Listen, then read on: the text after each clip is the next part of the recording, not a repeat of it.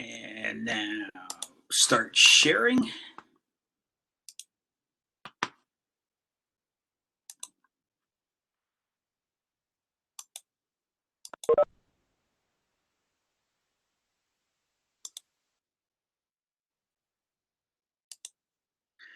Okay, today may actually be a short lecture. We'll see.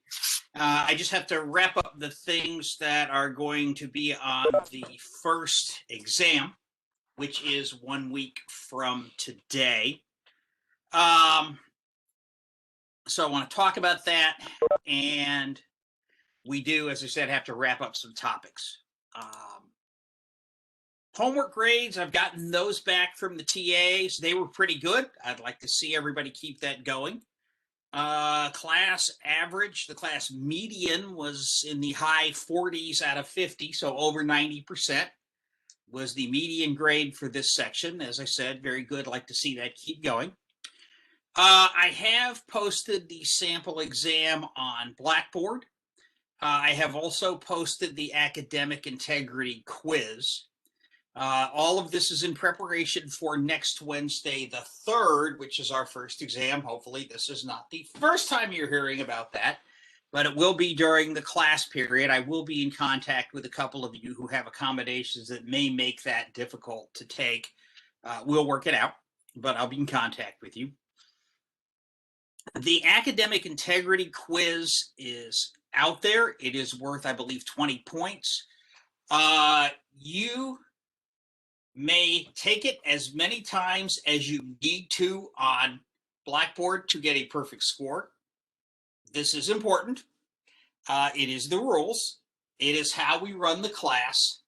And unfortunately, every semester, there are a few students who, when they have difficulty with the assignment, rather than getting help the approved ways or simply working through the best they can, seem to revert to getting the answers from chegg.com or Stack Overflow or somebody who took some coding class, and it's fairly obvious. So if you work through the academic integrity quiz, it does a decent job of telling you what you can do and what you can't do. We try to make help available to you. There's tutoring, there's office hours. You can always ping me with a question, what have you. Lots of legal ways to get help. The academic integrity quiz, as I said, that tries to go over and clarify as much as we can what's cool and what's not cool. Please follow it, because I hate those conversations every semester with that one or two student who panics and decides to cheat. Please don't be that one. Any rate, so the academic integrity quiz does count toward your grade, but you can take it over and over and over until you get 100%. The sample exam is completely optional. You don't have to do anything. It's not going to be graded. It's put out there because, again, even though we've now been off campus for almost exactly a year since spring break last spring, I recognize that most of you are not used to this online. I mean, you didn't come to UMBC for the online education. This is not the college experience you signed up for. I get it. And taking tests on Blackboard is kind of, not always the most fair measure of your ability. So if you go through the sample exam, it gives you practice. You can see what it's like. You can see what next Wednesday's going to be like, and therefore next Wednesday becomes a fair test of your computer science ability, not a test of whether you have mastered Blackboard or not. Because if it's a test of whether you mastered Blackboard or not, I'm embarrassed to admit I might fail. It's not what this is about. So it's out there. It's optional. We will cover it next Monday in class. It's just out there if you want it. So that's the administrative notes. If you look at the Blackboard page, those are announced. The two things I mentioned, the sample exam and the academic integrity quiz, are under assessments. You should be able to go through them. The sample exam tells you it's the same number of questions, the same points, and the same type of questions that you're going to have on, again, next Wednesday. It's 10 true, false that are 3 points each. It's 5 short answer essay, write a couple of lines of Python that are 5 points each, and 2 short write Python programs. Bluntly, of the 2 sample programming problems on this exam, one I think is really too easy and one I think might be a little too hard. So if you have trouble with the first programming and, in a test environment, not a huge deal. If you can't get the other one, you need to look at it. But we'll go through that Monday. Administrative background. Now, one thing I realized as I was putting that exam and the actual exam and the sample exam together is that there was one thing I had not covered, and that was the join statement. So we're going to spend some time before we go back to loops today. We're going to spend some time talking again about strings and the join statement. Then we're going to go into some more loops, both while and for, and talk about nested loops, loops within loops, where one loop is completely contained within another one. And then we're going to talk about what happens if you try to have iterators that are not integers. In our example, ignoring a for each loop right now, in the for I loop, everything in that range statement has to be an integer. And we're going to talk about what would happen if you tried to have it not be an integer. If you tried to have it be a string, if you tried to have it be a floating point number, and why that won't work and what you can do to work around it. So that's what we're going to talk about today. And as I said, when I did my dry run of this lecture, I didn't really come close to an hour 15. If we end short, you get some free time or I'll answer questions. Let's get going. The opposite of split is join. When we talked about strings, we had the split statement. The split statement takes a string and returns a list. Okay, it breaks whatever string you have on whatever character you specify. If you don't specify a character, it's going to break on white space. Tabs, new lines, blank spaces. Join is the opposite of split. So the join method, or join statement if you prefer in Python, takes as input a list and returns to you a string. Okay, sorry, just a thought to look at the chat. Is there a specific date the academic integrity quiz is due? Before the exam. So you have until next Wednesday to take the academic integrity. Let's see. The past lectures are all on GitHub. There's no link through Blackboard. That is correct. There you go. Please remind me, I need to look at the chat. I understand some people don't want to try to jump in once I get going with verbal questions. That's fine. Yeah, do the academic integrity quiz before the exam. So you have a week, sometime in the next week. Sit down, take a few minutes. And then all the notes, the code samples, everything else is out on the GitHub. I don't put that on Blackboard. Just a bias of mine, I hate Blackboard. Okay, let's get back to split and join. Join is the opposite of split. It takes as an input a list.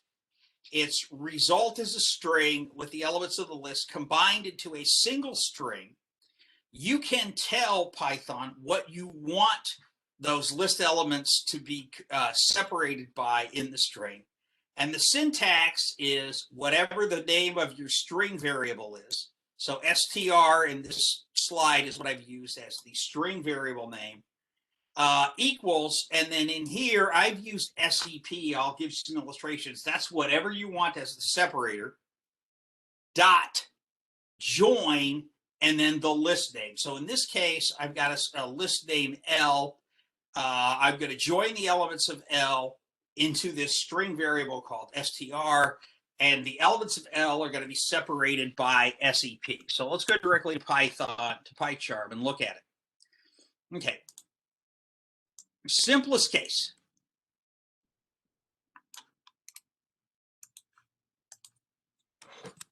As I said, I have a list variable, L. L, in what I have here, is just the first few terms from a spectrum. Or not the first few, 3 of them there, red, yellow, and blue. Okay, so I have a list of strings, red, yellow, and blue, and that is L. Now I want to join them, and I'm going to separate the three words red, yellow, and blue with the string SEP, because that's what I had on the slide. That's what I use as my generic separator. Whatever I put in between these quotes is going to show up in between red, yellow, and blue. Okay, so let's run the code and demonstrate. And now you can see I have the single string S or str. That is the first list element, red. The separator, which in this case, as I said, just to illustrate, is SEP. The second list element, yellow. The next occurrence of my separator, SEP. And the last list element, blue. So I started with a list of three strings, red, yellow, and blue. And now I have joined them into a string. Now, what if I didn't want that SEP as the separator? What if I wanted to join this string?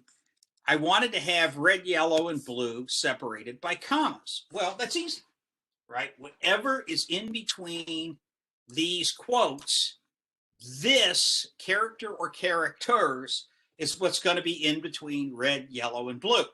So if I want red, yellow, blue to be separated by commas in my string, I just say comma dot join, and I run it, and now you can see I have red, yellow, and blue separated by commas. This is a single string in my program called S or str. Don't like commas. I want a blank space. Again, easy.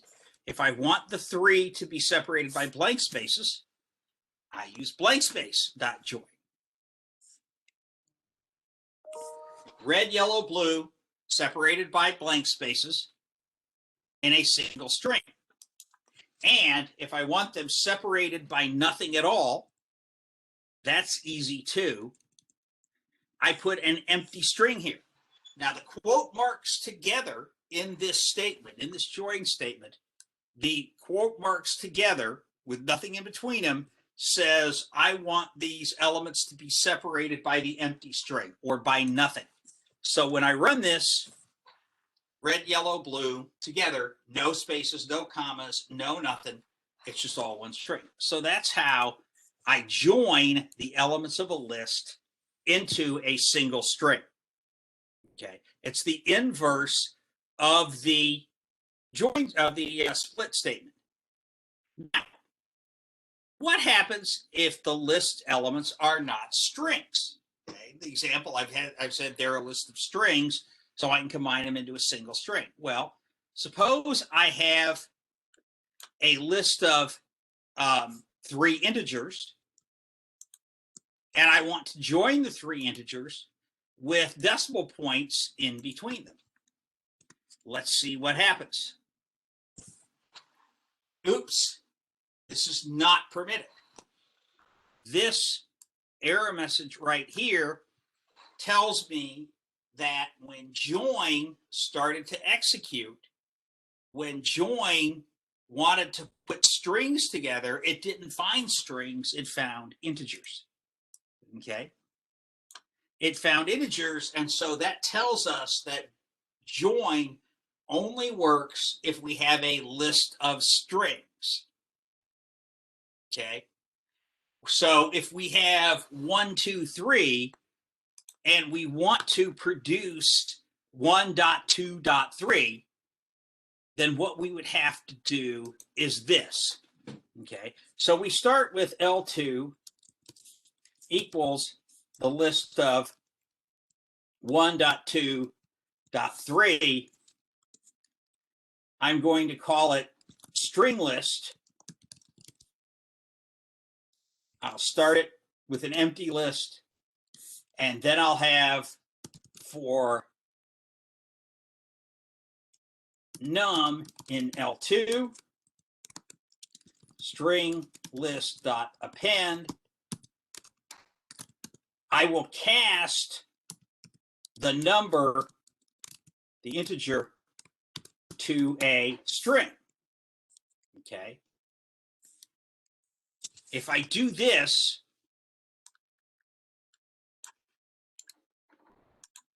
if I haven't got any typos in here, okay, now if I do S equals decimal point dot join string list, print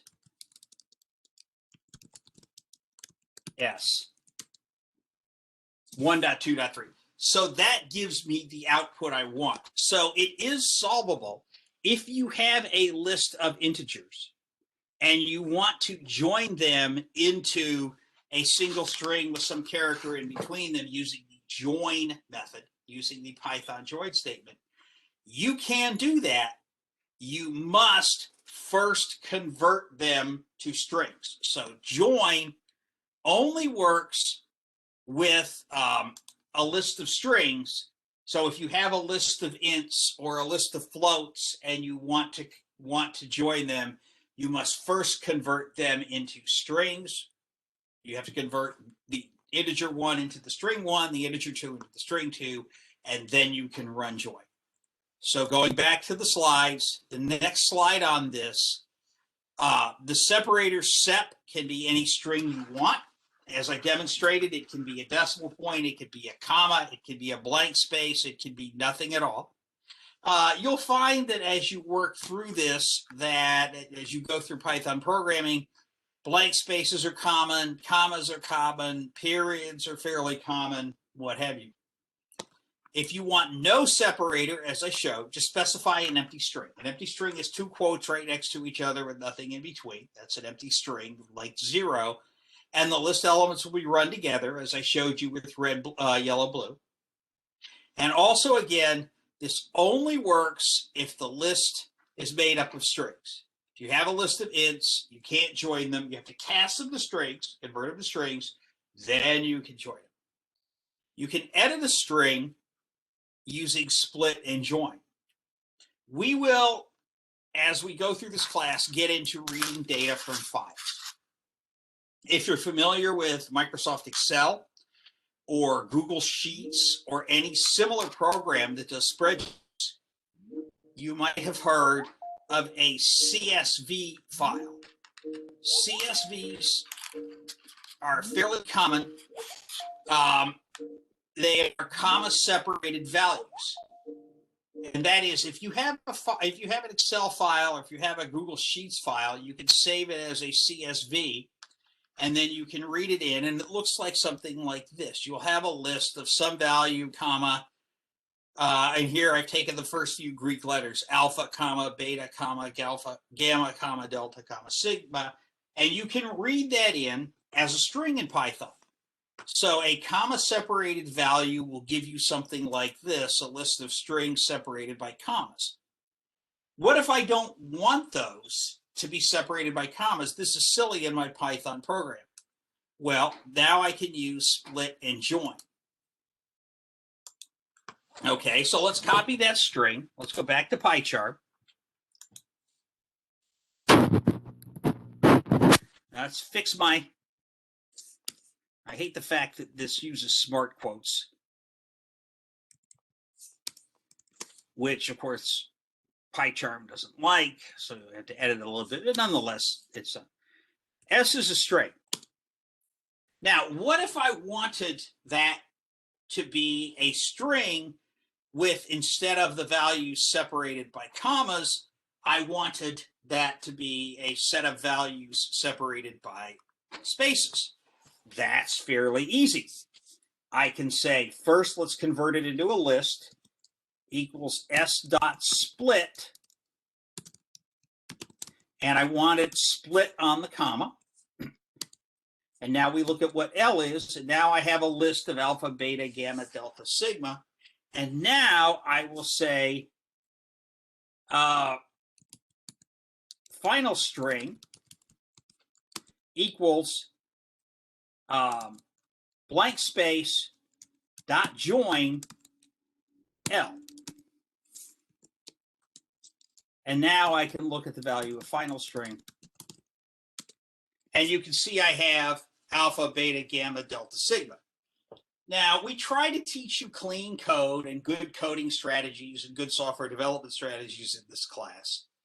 As you master Python more, as you become an expert, as you become the person relied on to tell others how to program Python, you are the real expert. You can actually combine all of those into one statement.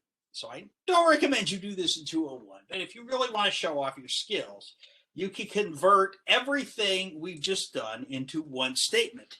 And you say that as final string equals blank space dot join. What did I start with? S dot split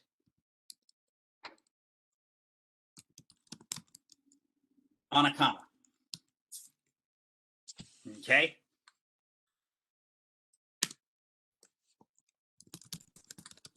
You can do it all in a single sentence, in a single statement. It all works. Join, split, now you're the expert in Python. You're the tech whiz. You can do that in one statement.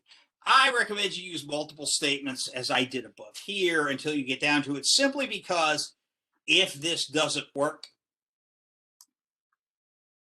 you can go crazy trying to find the error in that statement if it doesn't work.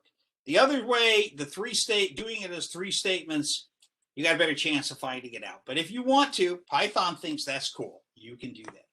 The bottom line of that point is, notwithstanding the diversion, you can use split and join to edit a string. You can take one string that has stuff you want, and you can change it. You can fix it using split and join. So that is something that I missed. Okay, hang on a second. Let me read it. Is the lecture recording? Yes. Okay, got it. Thanks. Okay. Now let's get into nested loops. Nested loops are an area I wanted to explore more that we didn't have time to cover last Wednesday with for loops or Monday with while loops. They happen a lot. Nested loops are where you have an inner loop that executes everything, that executes a series of instructions over and over inside an outer.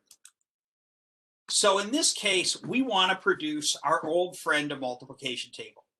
We want to produce a multiplication table that has all of the products from 1 times 1 up to, or I'm sorry, actually 0. In the for loop case, it's going to be 0 times 0 to 10 times 5. Okay. And we're going to print out this multiplication table, and we're going to put one value at a time to illustrate and say hit enter to continue. I think I've got this preloaded into PyCharm. Let's make sure. I've got the while loop preloaded. Let me copy over the for loop then.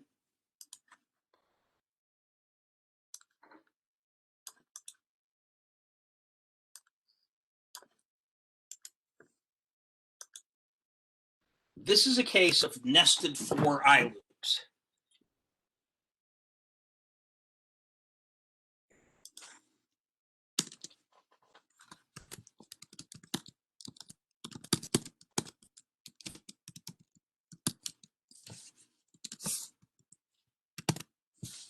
And let me fix my smart quotes. This will be just a second.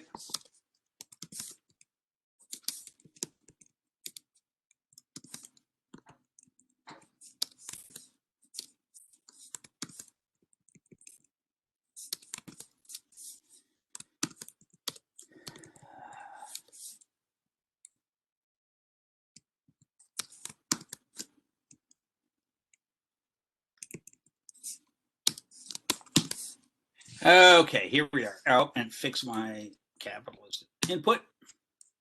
Okay, so let's see if I'm going to get a bug out of this one. What's happening here that I'm fixing is PyCharm thought I use spaces and tabs together, and it doesn't like that. And so, any rate, here is my 5 by 10 multiplication table whose purpose is to illustrate what's happening in the nested loop. The for j loop is going to be executed from 0 through 4, remember, not 5, for each value of I. And so that's how I'm going to get my nested loop. Now I'm going to get one value per line, but that's okay. Here, 0 times 0 is 0. Here, again, I is the first value. J is the second value. So here, I is 0, J is 0. Now, I is 0, J is 1. I is 0, J is 2. 0, J is 3. 0, J is 4. Now, this does not execute when J is 5. So it's not going to give me 0 times 5. Instead, what it's going to do is it's going to finish the loop. It's going to come back up, and now I is 1. Whoops, question in the chat. Post these slides again. Okay, sorry. The slides are not there yet because I edit the code and change it during class, so I post them afterward. But yes, this will be I'm sorry. Did I not put the lecture notes? Hang on a second. Let me make sure I've got the lecture notes on GitHub. Hang on.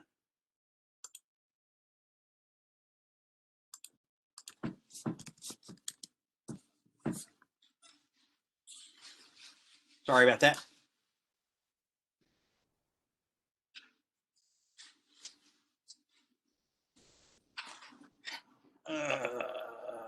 You're right, not there. Hold one.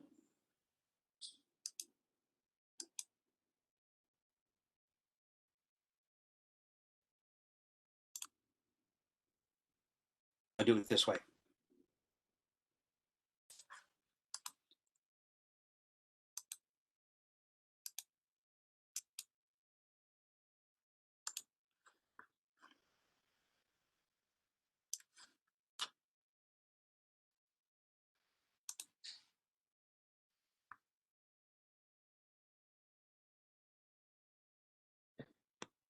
Okay, it's there. My apologies. Thank you for pointing that out. I missed that one. We're there. Okay. So back to pie chart. Apologize for that one. Missed that what I was doing. I got sidetracked with the academic integrity and the sample exam. Didn't get to that. Here we go. Hit enter to continue. Okay, so this is, like I said, this runs through when J is 0, 1, 2, 3, and 4. And then finally, it finishes this loop, so it goes back, and now I becomes 1, and J now becomes 0 again. I is 1, J is 1, I is 1, J is 2, and so on. And this runs all the way through. The point of this is that here's a case where we have nested for loops, and we have J changing all the way from 0 through 4, while I is each specific value. Couple of things to point out. Even though we call these syntactically for I loops because it's an iterator, you cannot use the same variable here and here. If I tried to say this was for I in range 10 and this is for I in range 5, this whole thing would not work. Because now what I'm doing is I'm changing the value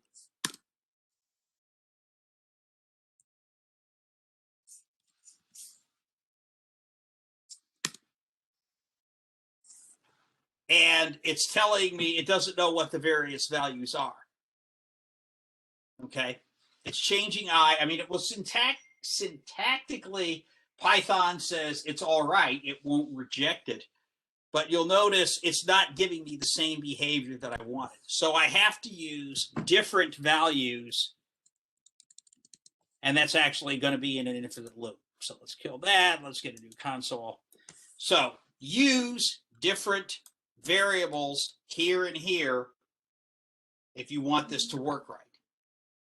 Now, let's make this a little clearer. What I'm going to do is I'm going to put each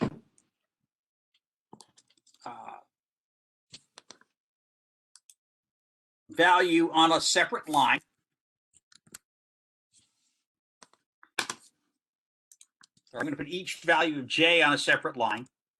So what's going to happen is this. I'm going to say for I in range 10, for j in range 5, print I times j end equal blank space. And now when I'm out of the loop, I'm going to print a new line. Okay. So let's do this.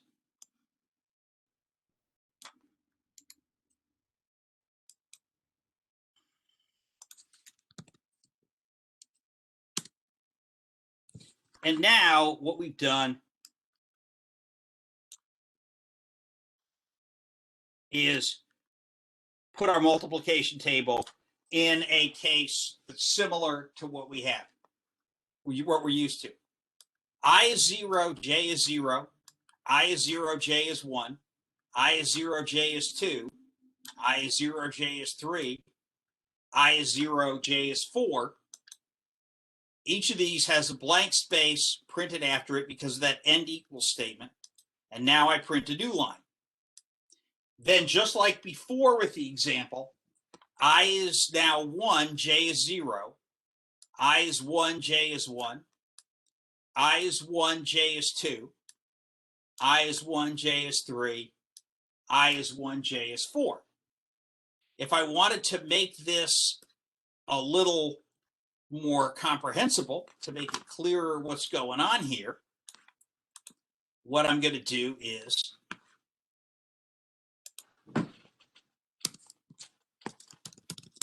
give it a little clarification.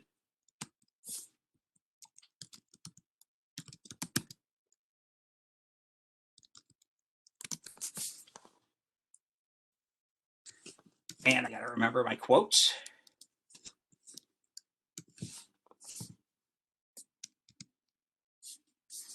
Okay.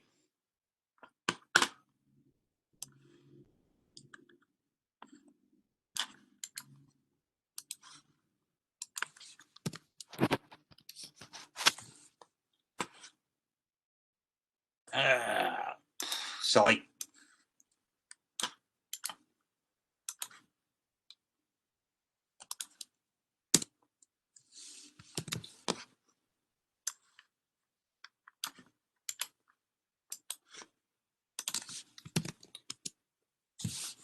here we go. Now it makes it more comprehensible that I've used nested loops to produce my multiplication table. I set I to a value, then I print out I equals that value, and now here's the times j for each value of j for I is 0. Now, here's the next line. I is 1, and this is times 0 times 1 times 2 times 3 times 4. Now, here is I is 2, 0, 2, 4, 6, 8. Then it goes down to I is 3, 4, 5, 6, 7, 8, and 9. And so here I've used nested loops to produce a multiplication table. The key thing to remember about a nested loop is that this is called the inner loop. And this executes for every value of j for each specific value of I. And it executes over and over and over. This is called the outer loop, the big thing. This is called the inner loop. And indentation, again, becomes critical when you nest loops in Python. This print statement's part of the outer loop. When I put it as part of the inner loop, you saw that it worked incorrectly. That's what that big messy error was all about. This is part of the outer loop. Then I have this inner loop. This is part of the inner loop because it's indented more. Because this is then unindented, it's part of the outer loop. So that's how I would do it with nested for loops. Similar behavior with while loops. Now remember, with while loops, I have to explicitly set the value of my iterators. I have to say I equals 0. I have to say j equals 0 because in a for loop, those are automatically assigned. They take the default values of 0 when I don't specify them in the range. I could have set them to anything with the range. But in a while loop, I have to explicitly say here equals 0. I use the while loop. This is the original behavior I had with the hit enter. And here I increment j. And now when the inner loop is finished, then and only then do I increment I. So this code is the exact parallel to that first thing I did where I had to hit enter after each line, and that showed you specifically what the values of I were and what the values of j were and how we went through them. This is a slightly different case where I've put that new line in it, which was the second thing I did. And it's not going to produce the full multiplication table, but you'll see that it does the printing that we did before. Okay, so the bottom line of that is you can do nested loops in fors. You could do nested loops in whiles. Either way, the inner loop executes for everything. Now you can actually combine fors and whiles. So, for example, I can nest a for loop inside a while loop. I equals 0, while I is less than 10. Print I equals I and equals colon space for j in range 5 colon print I times j and equals a blank space. Now at the end of the loop, print a new line character. Forget your quotes.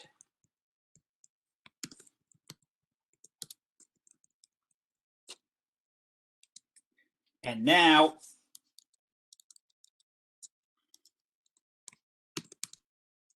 increment I. And now let's run that.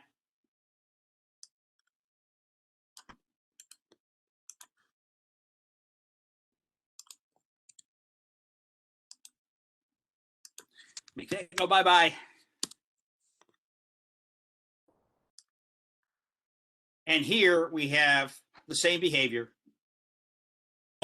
0 times everything, 1 times everything, 2 times everything, 3 times everything. A simple illustration, since I had a little time, that you can nest a for within a while, you can nest a while within a for, whatever makes the most sense for what you're doing. So no more wasting time on that. Let's get back to the slides and cover the rest of the topics. These are just some more code examples where I play around with the output format like I did here. I think I've got all that covered. Now, the one other thing I wanted to point out is when we say for I, that's for I in range something, we always have I, the iterator, whether it's I, j, or something else, be an integer. Why does it have to be an integer? And the answer is, of the types we've covered, integers are the only things where Python knows what comes next. Think about it this way. A string is 0 or more characters long. If I ask you what comes after the string A, your proper response is, in what context? Is it the string AA, followed by AAA, followed by aardvark? Is it the string B? Is it the string capital A? If I give you the string Alabama, if I define my list of states and I say, start with the string Alabama, what's the next string? Well, if we go alphabetically, after Alabama comes Alaska. If we go geographically from Alabama, maybe it's Mississippi, followed by Arkansas, then Kansas, Colorado, Utah, Idaho, Washington, and then we have to either cross the Pacific or cut through Canada. Okay.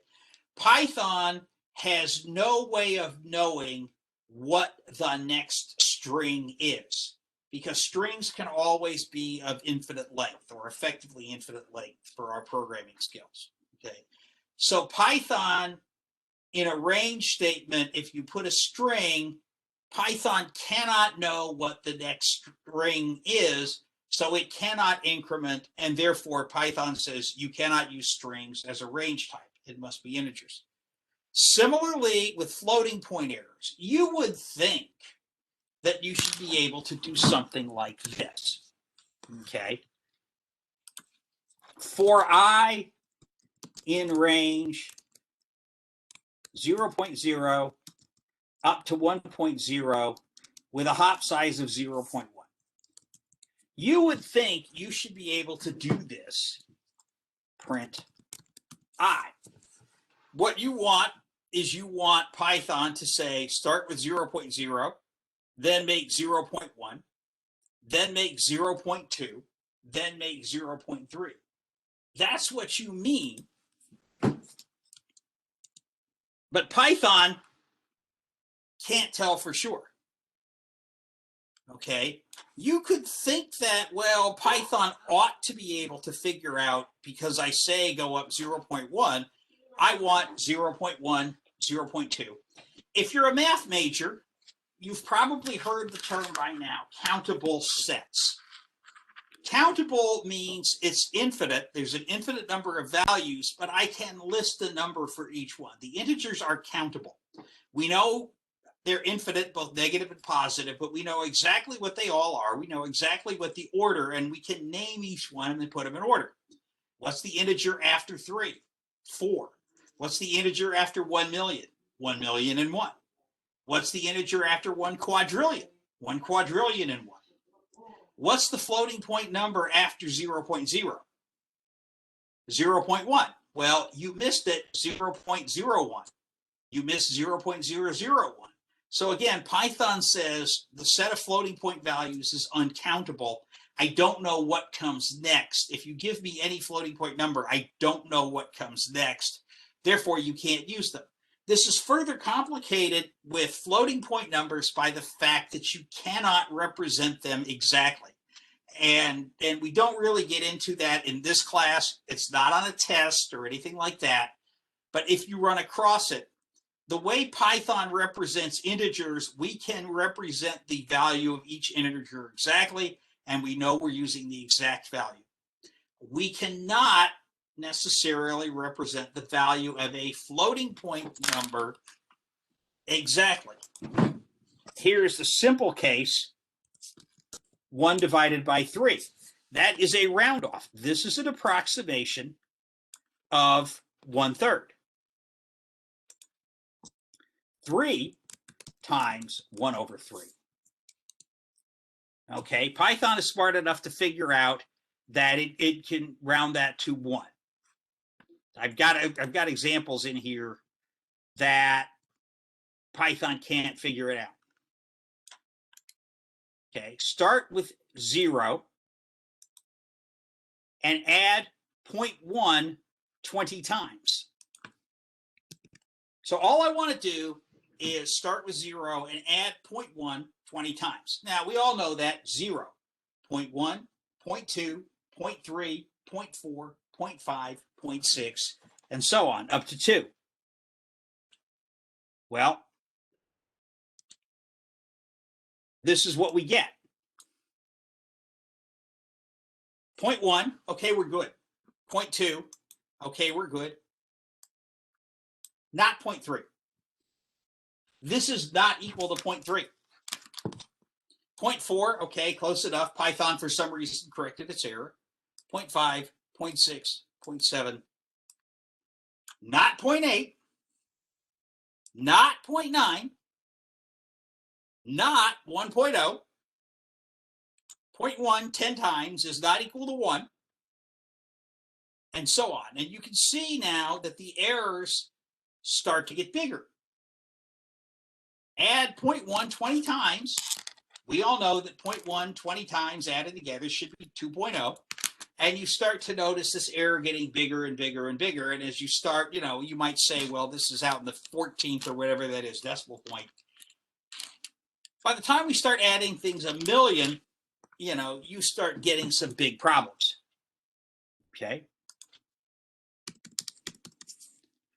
Let's see how long this takes.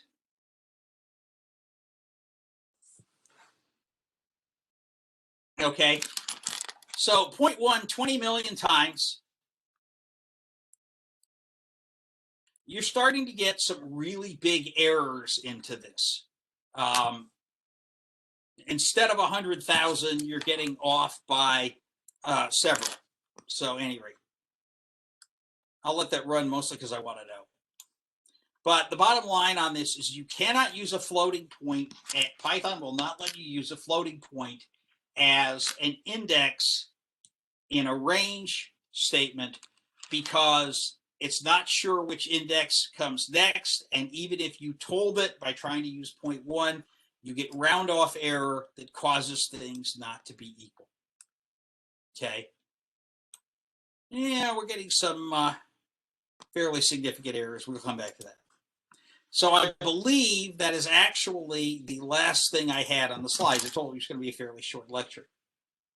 So the topics today, the join statement. The join statement is the opposite of a split. As I said, when I started making up the test questions and I started making up the sample test questions, I realized that I had missed that one before. When I talked about strip and I talked about split, I missed join. So now we covered join, and you know that. You now got that. It's the opposite. With join, though, you have to have a list of strings. You can't join a list of ints or a list of floats unless you cast the strings first. Those are the notes you need to know about that. Nested loops, they can be fors, they can be whiles. The main thing you need to know about nested loops is everything in this inner loop executes all the way through for all the different values for each value of the outer loop. And we use the times tables to show that. Okay. This gets executed once for every separate value of the outer loop. And we can do it with a for, we can do it with a while, and we can do it with whiles nested within fors and fors nested within whiles. I showed everything except whiles nested within for. I did not have an outer for with an inner while, but you can do that. I showed it with everything else. So that is a nested loop. Formatting, that just fooled around. And the last topic today was if we're doing a for I loop, why does a range have to be an integer? Because it can't be a string because Python doesn't know what comes next. And it can't be a float because a combination of A, Python doesn't know what comes next for a default hop count. And B, you get round off error, and floats do not equal the numbers that you might think they equal. So Python says, we're just not going to let you go down that. Now, I mean, there are ways to work around this, right? You can use an integer in the range, an integer iterator, and then do some math to do your floating point operations. That's not a problem. If this ever comes up in real life, you can work around it, and we'll discuss that if that happens. I have no plans to make it happen. But this was something that always comes up. Does the iterator in a for I loop have to be an integer? And the answer is yes, and here's why. Okay, so that is actually all of the material I had for the class. This is still running, but we only use 2/3 of the class time, so you get 25 minutes free to work on your academic integrity quiz and your sample exam. Remember that Blackboard will only give you one shot at the sample exam, but it's not a huge deal. We're going to talk about it in class on Monday. The academic integrity quiz, you can take it over and over and over. You should be able to take it over and over and over until you get it all right. It's important to get it all right, so go for it. And if you have any questions, I'm happy to answer them. And other than that, I will post the code in a little while. I will post the recording to YouTube in a little while. And I will be available if you need anything. And otherwise, I will see you in class next Monday when we do our exam review. So, any questions? I have a question. Exactly Sure. what time on Wednesday does the exam begin? In class, 4 o'clock. Oh, yeah. In class, 4 o'clock. You will have until 5:30. Now, I will be, it's a good question. I didn't announce this yet. I will be available on WebEx. You do not need to join WebEx. I will be available on WebEx if you have a question, if you don't understand what a question is asking for. But it will be that I will make the exam available on Blackboard at 4 o'clock. That's what it will show up in what you can access.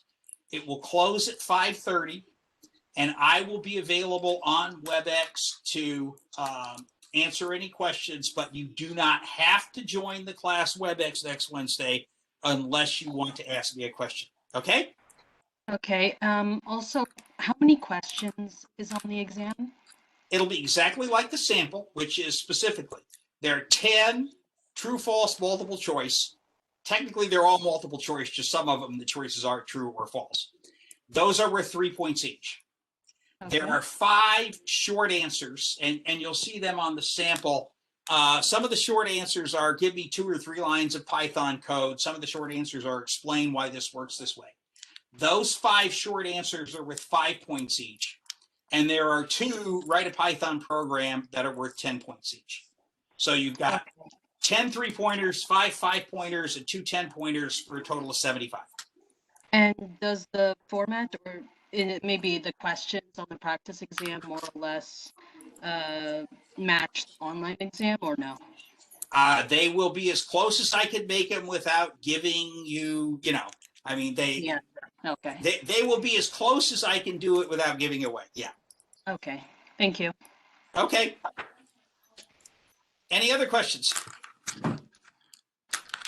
Fantastic. The 20 million loop finally stopped running, and you can see that you're now starting to get an error, a round-off error in the 4th decimal point. So, again, floating point numbers can't be represented exactly, and this is why we're going to do them. So I'm available if you need anything. Just ping me, Discord, email, whatever, and otherwise I will see you on Monday. Thank you much. I had a quick question.